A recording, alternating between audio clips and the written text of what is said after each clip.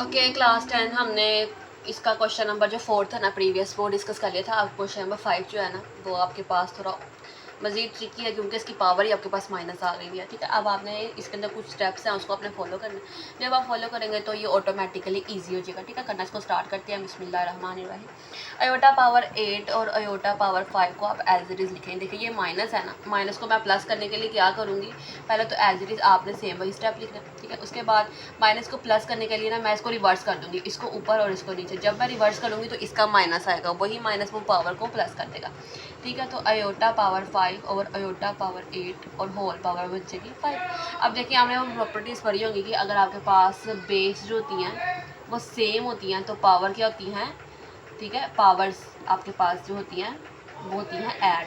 और अगर आपके पास डिनोमिनेटर और न्यूमिनेटर में आपका बेस सेम है तो पावर सब्ट्रैक्ट होती हैं।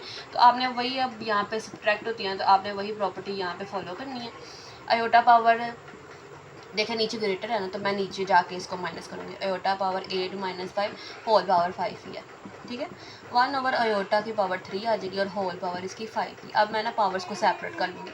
1 की पावर 5 और ओवर अयोटा की पावर भी, अयोटा की पावर मेरे पास 3 थी, उसकी पावर 5। तो यानी कि अब मेरे पास जो सिचुएशन बनेगी वो 1 की पावर 5 1 ही होता है और अयोटा की पावर बन जाएगी 50। ठीक हो गया, अयोटा पावर 15 हो गया ना।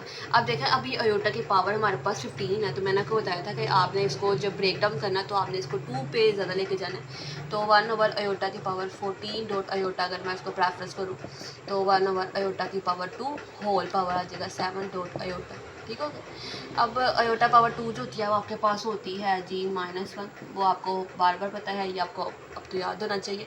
1 ओवर -1 की पावर 7 डॉट अयोटा।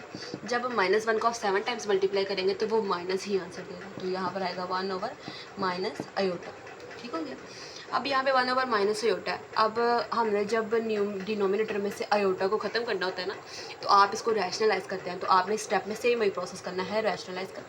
माइनस को मैं यहाँ पे लगा देती हूँ, -1 ओवर अयोटा इंटू रैशनलाइज करेंगे डिनोमिनेटर को ही आपने मल्टीप्लाई डिवाइड करना होता है। अब इसको मल्टीप्लाई को डिवाइड करेंगे, अयोटा को जब 1 से मल्टीप्लाई करेंगे तो आपके पास आएगा जी minus iota over iota, iota का आ जाएगा जी स्क्वायर।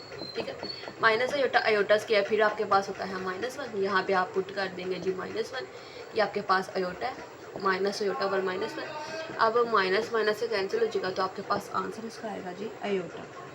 ठीक हो गया, तो हमने इसको रैशनलाइज कर लिया है इस अयोटा पावर ओवर अयोटा 5 की होल पावर -5 को। जब आपने सिंप्लीफाई किया तो आपके पास सिंपल अयोटा आंसर आया है। नेक्स्ट पार्ट के लिए नेक्स्ट वीडियो देखें। Thank you.